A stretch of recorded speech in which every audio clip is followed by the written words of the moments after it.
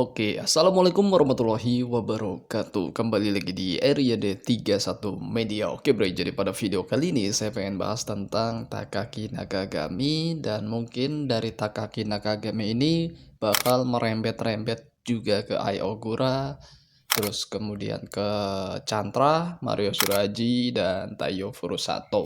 Nah, kenapa?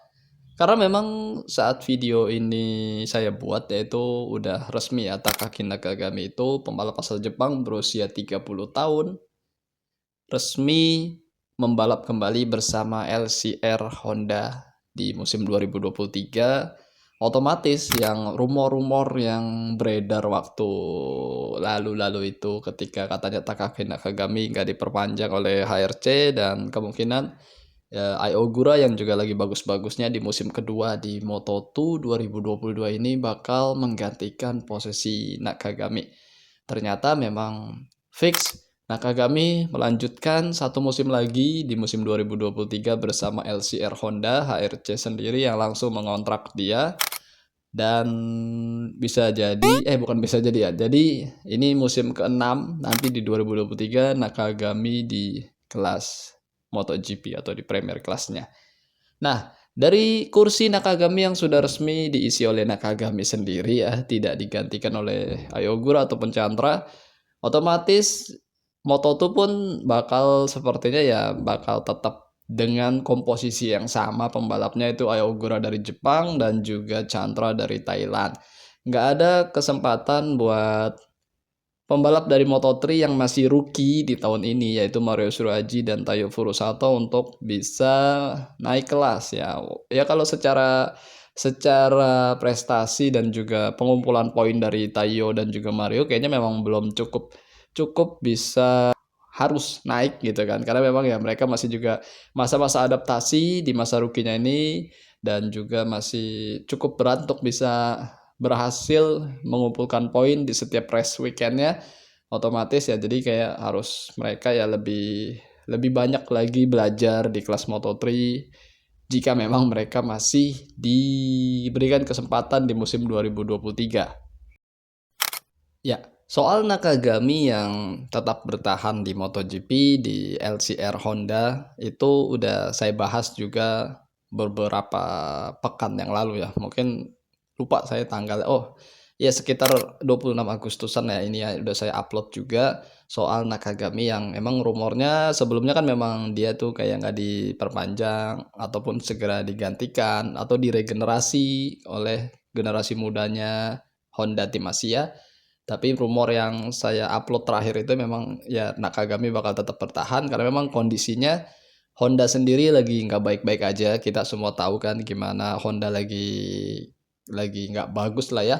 Jadi memang ketika Alex Marquez pindah ke Ducati, terus juga ya Paul Espargaro juga nggak diperpanjang oleh HRC, ya otomatis kalau cuma Marc Marquez doang yang juga harus berjuang mengembangkan RC213V-nya, itu bakal kerepotan. Jadi dibutuhkanlah Nakagami yang sudah 5 tahun bersama HRC di kelas MotoGP untuk bisa menambah sedikitlah input-input yang Nakagami rasakan untuk pengembangan RC213V lebih baik lagi. Jadi bukan terpatok oleh Marc Marquez saja. Kalau terpatok oleh Marc Marquez saja, otomatis pembalap lain atau referensi dari pembalap selain Marc Marquez itu nggak ada, dan itu bakal bakal ngerepotin Hondanya juga. Karena ya mungkin Marc Marqueznya bisa bagus, bisa ngoptimalin, tapi pembalap lain juga uh, ruwet gitu ya, hancur-hancuran lah.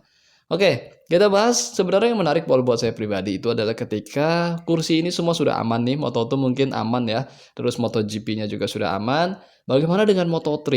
Mario Suraji, Taiyo Furusato, apakah mereka bakal diperpanjang oleh HRC, oleh Honda Tim Asia untuk membalap di musim 2023? Jelas saya nggak tahu ya. Nah, kalau buat saya pribadi, saya nonton, saya cuma ngeliat, saya cuma memperhatikan aja. Sepertinya Mario Suraji masih punya kesempatan di musim 2023 untuk membalap di Honda Tim Asia dan juga membalap menggunakan Honda NSF 250 RW yang mungkin lebih lebih lebih bagus daripada tahun ini ya, otomatis karena itu di musim keduanya dan Mario Shiraji ya pastinya diberikan kepercayaan untuk mendapatkan part-part yang mungkin tidak dia dapatkan di musim ini. Nah, kalau buat saya Tayo Furusato apakah akan bertahan, itu masih sebenarnya agak meragukan. Pertama karena prestasinya juga Tayo cukup berat meraih poin, kemudian memang sudah seperti saatnya pembalap Thailand yaitu Bu Asri yang umurnya pun udah nggak muda banget, dia kurang lebih 21 tahun, naik ke kelas Grand Prix ya di Moto3 ya mungkin bakal jadi teammate-nya Mario mungkin ya ini kalau saya ngelihatnya. Jadi ya perpaduannya kemungkinan 2023 itu saya ngelihatnya ya ini pendapat saya sendiri itu Mario dan juga Bu Asri.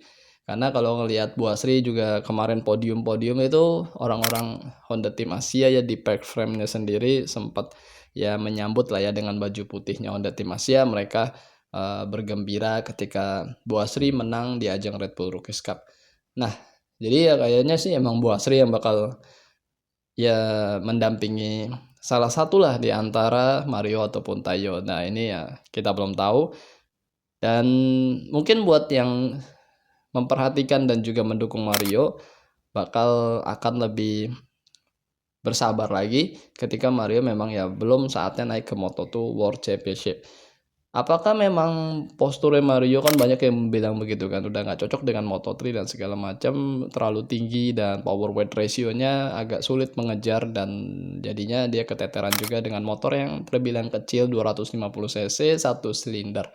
Nah, untuk Mario naik ke tim lain selain Honda Tim Asia kayaknya agak-agak agak saya kurang ini ya, kurang yakin gitu kan. Kayaknya Mario memang diplot di Honda Tim Asia dan jenjangnya memang di jalurnya di situ. Jadi kayaknya kalau ke tim lain mungkin ke yang ada sponsor-sponsor Indonesianya ya kayaknya agak kecil ya kemungkinan karena ya itu sponsor-sponsor Indonesia pun itu dia harus ngikutin juga dengan tim ya tersebut ya tim tim itu untuk menentukan pemilihan pembalapnya lah.